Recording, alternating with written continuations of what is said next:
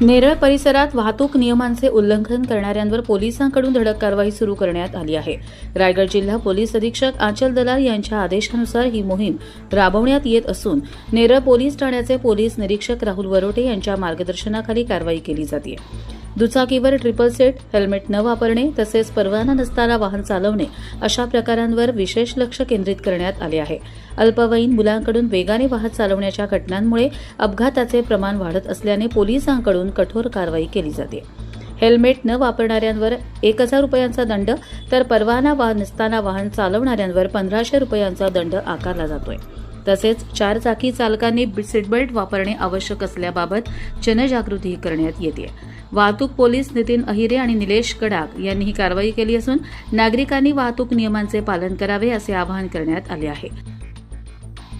Karjat लाईव्हसाठी Ramdas Mali, कशळे।